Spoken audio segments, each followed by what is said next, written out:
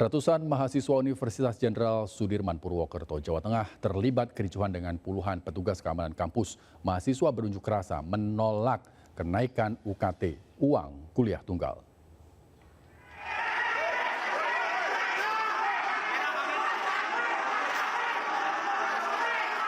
Ratusan mahasiswa merangsek masuk ke gedung Rektorat Universitas Jenderal Sudirman, Unsud Purwokerto, Jawa Tengah, Senin siang. Puluhan petugas keamanan kampus yang mengadang mahasiswa kewalahan saling dorong dengan massa. Kaca ruang rektorat bahkan pecah dan berakhir mahasiswa berhasil menduduki ruang rektorat. Para mahasiswa menolak kenaikan uang kuliah tunggal atau UKT. Kenaikan UKT dinilai mahasiswa sangat memberatkan, 5 kali lipat dari UKT tahun 2023. Bahkan viral di media sosial, seorang mahasiswa baru jalur SNBP dikenakan UKT 8 juta rupiah, padahal orang tuanya hanyalah buruh dengan penghasilan 1,5 juta rupiah. Saya dapat UKT golongan 4, 8 juta, dan tahunan 4 orang, dan itu tidak sesuai yang saya harapkan dari awal. Sudah cukup, tetapi kenapa UKT yang naik dari awal itu tidak diumumkan sebelum SNBP? Pihak rektorat beralasan kenaikan UKT atas berbagai pertimbangan dan besarnya ditentukan Kemendikbud. Pak Rektor hari ini ke Jakarta dalam rangka untuk membahas atau mengkonsultasikan apakah pembahasan di pimpinan ini bisa disetujui atau tidak. Jadi semua keputusan ada di kementerian. Atas unjuk rasa penolakan mahasiswa, rektorat berjanji akan mencabut aturan baru kenaikan UKT yang akan disampaikan ke Kemendikbud. Dari Purwokerto, Jawa Tengah, Saladin Ayubi, iNews melaporkan. Pemirsa, seorang juru parkir di Hotel Braga Sokoraja, Banyumas tewas ditembak pengunjung hotel. Polisi berhasil menangkap pelaku, seorang residivis kasus perampokan di Bandung.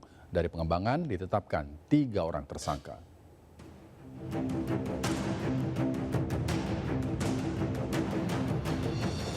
Tim Gegana Brimob Polda Jawa Tengah bersenjata lengkap mengepung kamar pelaku di sebuah kamar kos di Karangwangkal, Purwokerto, Jawa Tengah. Pelaku diringkus saat berduaan dengan teman wanitanya usai menembak seorang tukang parkir Hotel Braga Sokoraja, Banyumas. Dari kamar kos, polisi menemukan senjata api rakitan dan sejumlah peluru. Sebelumnya, pada Sabtu dini hari, korban Fajar Subekti terlihat keributan dengan sejumlah orang, termasuk pelaku terekam kamera CCTV. Korban meminta uang parkir 15.000 pada pelaku yang keluar dari hotel.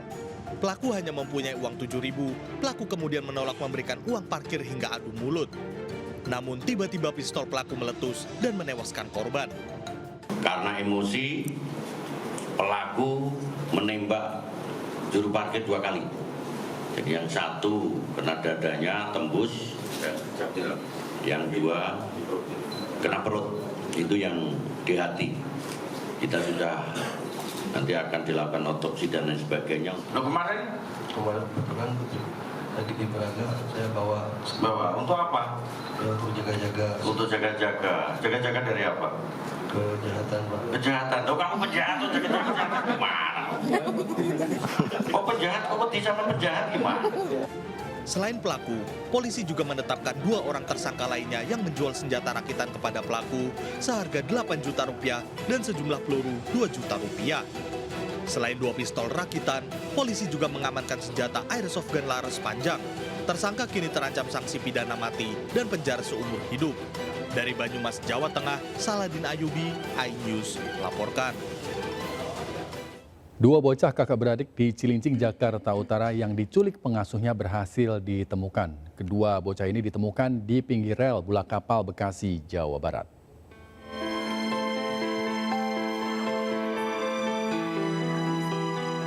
Dua bocah kakak beradik berusia 6 dan 3 tahun ini kini sudah berkumpul lagi bersama orang tuanya di rumahnya di Cilincing, Jakarta Utara. Keduanya terlihat kelelahan dan hanya berbaring. 2 bocah malang ini sebelumnya dilaporkan hilang dibawa kabur pengasuhnya. Kakak beradik ini ditemukan di pinggir rel kawasan Bulak Kapal, Kabupaten Bekasi, Jawa Barat oleh keluarga pelaku yang juga ikut mencari. Setelah ditemukan, keduanya dibawa ke rumah salah satu kerabat pelaku di kawasan Grand Wisata Bekasi. Namun pelaku saat diamankan melarikan diri. Orang tua korban tak menyangka pengasuh yang baru seminggu bekerja tega membawa kabur buah hatinya dan baru mengetahui pelaku memiliki riwayat gangguan kejiwaan. Enggak, udahlah yang penting anak saya gak ketemu. Just keluarganya juga kan kooperatif ya, bantu saya juga nyari. Jadi ya udah nggak apa-apa lah. Kalau kecuali keluarganya nggak bantu, mah ya saya lapor. Orang tua korban tidak jadi melaporkan kasus ini ke polisi dan bersyukur kedua putranya ditemukan sehat. Dari Jakarta, Sofian Firdaus, iNews melaporkan. Seorang bocah berusia 8 tahun dikurung di dalam rumah dan dikunci oleh kedua orang tuanya. Sekujur tangan dan kaki sang bocah ditemukan luka lebam akibat dianiaya oleh ibu kandung dan ayah tiri. Kenapa, Dek? Kamu diapain? Kamu ambilkan makanan, nak ya? Video amatir merekam seorang bocah berusia 8 tahun di Sungai Pinang, Samarinda, Kalimantan Timur, melambaikan tangan meminta tolong kepada para tetangga dari balik jeruji jendela. Bocah ini dikurung di dalam rumah dan ditinggal pergi oleh kedua orang tuanya. Kondisi sang bocah mengenaskan. Tangan dan kakinya terdapat luka lebam bekas penganiayaan. Bocah ini juga mengaku kelaparan. Setelah dilaporkan ke polisi, AG dan BA orang tua bocah ini ditangkap. Di depan polisi, AG ayah tiri korban mengaku kerap menganiaya korban hingga terluka. Bahkan penganiayaan juga dilakukan oleh ibu kandung korban. Mukul, terus cibit, yang mengikat tangan itu kan. Nah, itu karena apa, Bang? Ya bandel itu. Saat ini masih kita lakukan pemeriksaan atau permintaan visum ke pihak rumah sakit. Muka-muka nanti akan kita berikan. Mungkin bekas siraman air panas, ada yang di mulut, ada yang di tangan, ya jadi seperti luka melepuh. Pasutri, AG dan BA telah ditetapkan sebagai tersangka. Keduanya dijerat Undang-Undang Perlindungan Anak dan terancam hukuman 15 tahun penjara. Dari Samarinda, Kalimantan Timur, Adi Wirya, iNews melaporkan.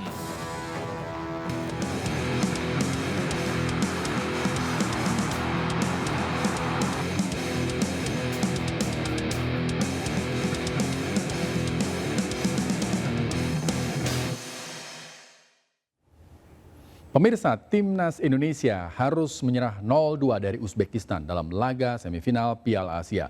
Namun, skuad Garuda masih berpeluang lolos ke Olimpiade dengan perebutan tempat ketiga melawan Irak.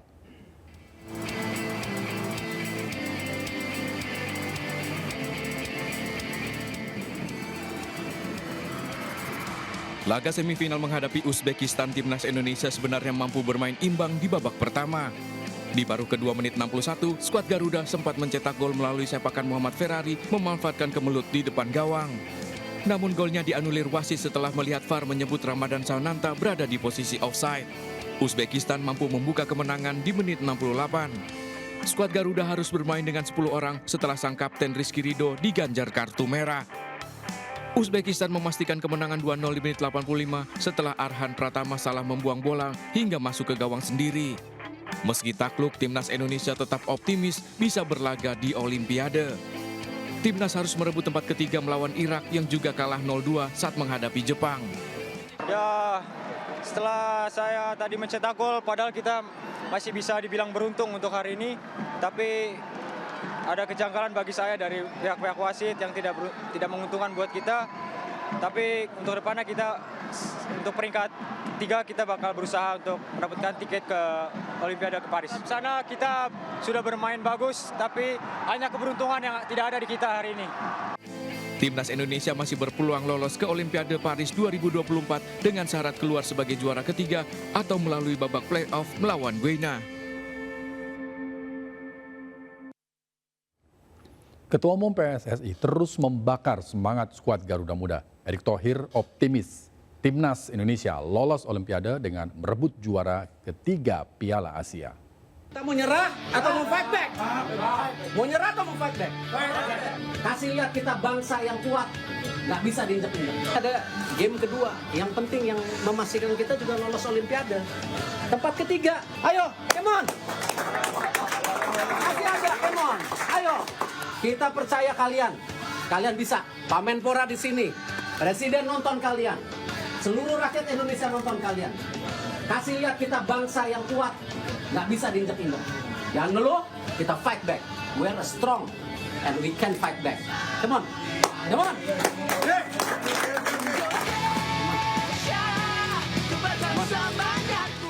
Meski kalah, skuad Garuda masih berpeluang berlaga di ajang Olimpiade Paris 2024. Dua peluang timnas Indonesia lolos ke Olimpiade Paris 2024. Yang pertama, meraih kemenangan atas Irak dalam perebutan tempat ketiga.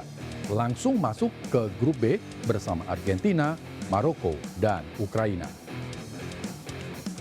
Kedua, menang saat lawan Guinea dalam laga playoff, mendapat slot di grup A bersama Prancis, Amerika Serikat, dan Selandia Baru.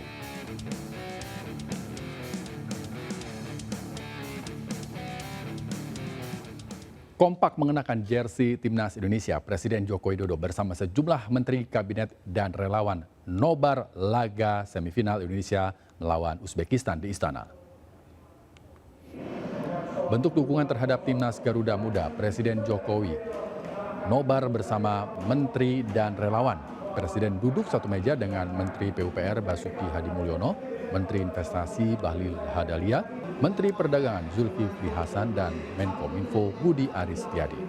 Layar besar untuk menonton pertandingan disiapkan di dinding ruang utama Istana Negara.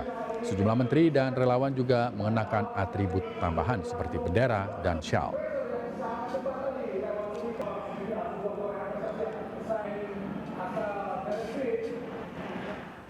Sementara acara nonton bareng juga diadakan di rumah pemain Timnas U23 seperti di kediaman orang tua Muhammad Ferrari di Jakarta. Sempat bersorak saat anaknya mencetak gol. Orang tua Muhammad Ferrari tak bisa menutupi kekecewaan karena gol yang dicetak oleh anaknya dianulir oleh wasit.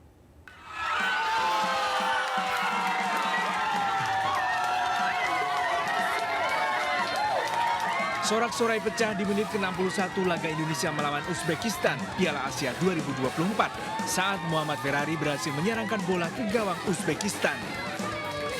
Acara nonton bareng di kediaman orang tua Muhammad Ferrari langsung riuh dengan teriakan penonton, termasuk Paino, orang tua Muhammad Ferrari.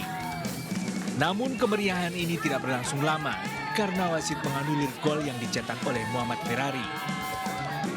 Paino, orang tua Muhammad Ferrari, mengaku timnas telah bermain dengan sangat baik, namun dirinya merasa kecewa dengan keputusan wasit. Ya kecewa ya, kita tetap kecewa, tapi kan namanya gambar nggak bisa nggak bisa dibohongin. Itu aja. Yang penting kita tetap semangat, mudah-mudahan masih ada kesempatan esok. Untuk U23 sangat bagus. Saya acungi jempol bagus, walaupun belum berpihak ke kita. Sepanjang pertandingan berlangsung, Paino dan istrinya yang setia menemani sang suami menonton laga timnas bersama para tetangga tak lepas memanjatkan doa demi kemenangan Garuda Muda. Dari Jakarta, Helmi Sanjambati, iNews melaporkan. Kegeraman pecinta bola Indonesia terhadap wasit Shen Yinhao diluapkan di sejumlah akun media sosial. Wasit asal Cina ini dituding menjadi biang Garuda Muda tak bisa mendapat satu gol pun saat menghadapi Uzbekistan. Penonton nobar ini meluapkan kegeraman terhadap Shen Yinhao, wasit yang menganulir gol yang dicetak Muhammad Ferrari saat menghadapi Uzbekistan di Piala Asia U23 di Doha, Qatar. Kegeraman netizen Indonesia menghiasi unggahan dan kolom komentar sejumlah akun media sosial. Akun Instagram yang bernama Shen Yinhao penuh dengan komentar netizen Indonesia. Begitu juga dengan akun di Instagram lainnya yang bernama Shen Yinhao nampak terkunci. Sejumlah netizen mencoba memenangkan komentar netizen yang geram agar tidak salah sasaran karena media sosial yang populer di Cina Weibo bukan Instagram.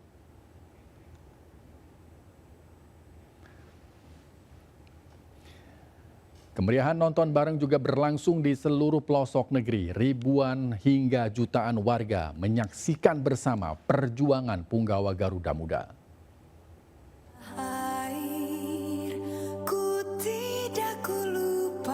Ribuan warga memenuhi gelaran nonton bareng yang diselenggarakan di lapangan Paseban, Bantul.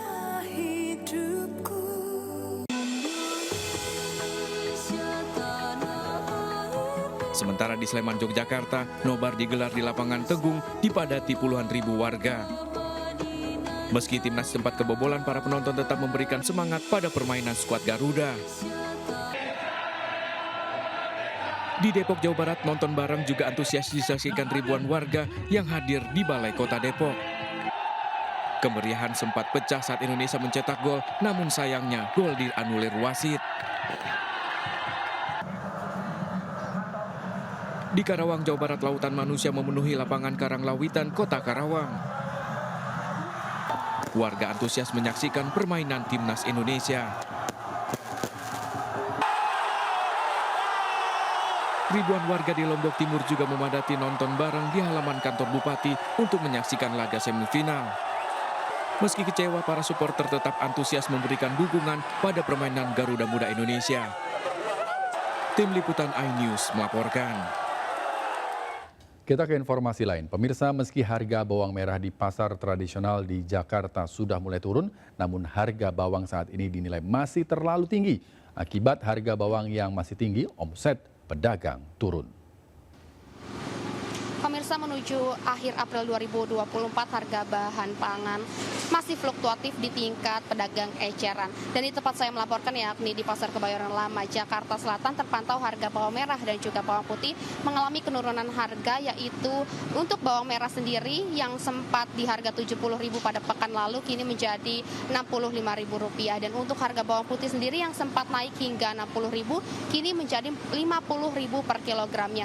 Tetapi pemirsa, dari penuturan sejumlah pedagang, harga tersebut memang masih tinggi dikarenakan normalnya harga bawang merah hanya dijual dengan harga Rp50.000 per kilo, dan untuk bawang putih sendiri dijual Rp40.000 per kilogramnya.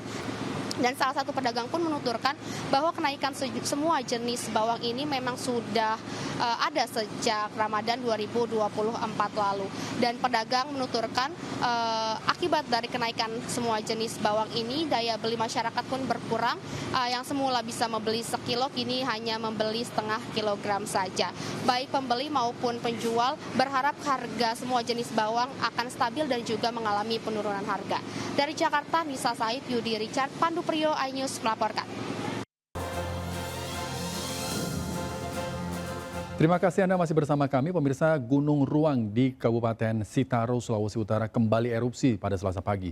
Erupsi dengan semburan abu vulkanik sangat besar.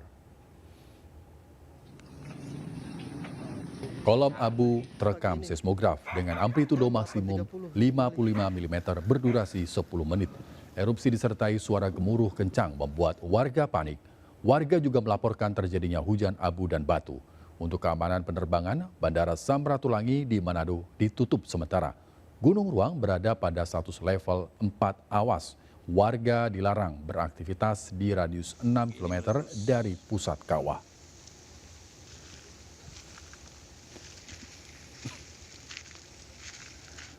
Pemirsa, seorang bocah perempuan terjepit dalam mesin cuci. Evakuasi dibantu petugas pemadam kebakaran.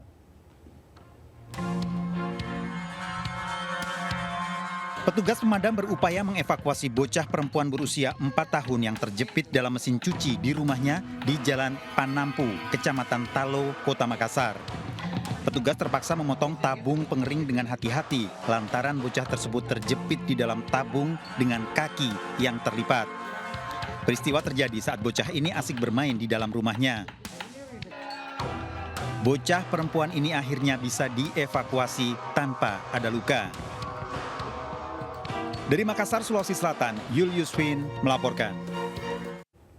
Wakil Presiden terpilih sekaligus Wali Kota Solo Gibran Rakabuming Raka dan Menteri Pariwisata dan Ekonomi Kreatif Sandiaga Uno nonton bareng laga semifinal Piala Asia U23 2024 antara Indonesia versus Uzbekistan. Nobar menjadi salah satu bentuk pergerakan wisatawan Nusantara yang terlihat di setiap daerah.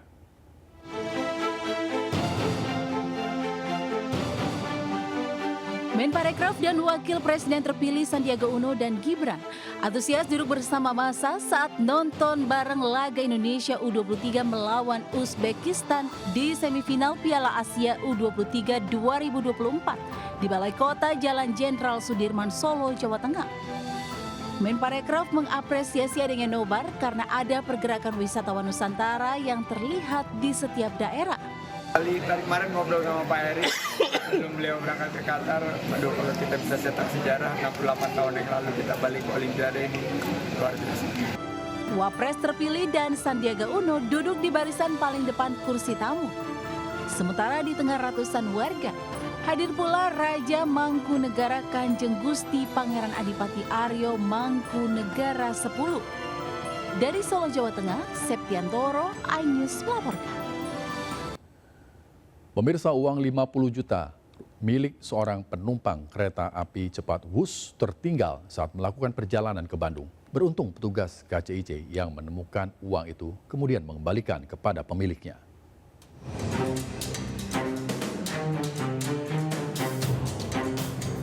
Petugas KCIC mengembalikan barang berupa uang tunai sebanyak 50 juta rupiah yang tertinggal di dalam kereta Wus kepada pemiliknya saat pemiliknya melakukan perjalanan dari Jakarta ke Bandung. Petugas yang menemukan barang itu segera mengamankannya di stasiun Tegaluar, Bandung. Di saat yang sama, tim stasiun Bandung menerima adanya laporan penumpang feeder yang mengaku kehilangan barang tersebut.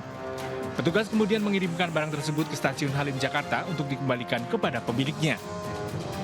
Berupa uang senilai 50 juta rupiah.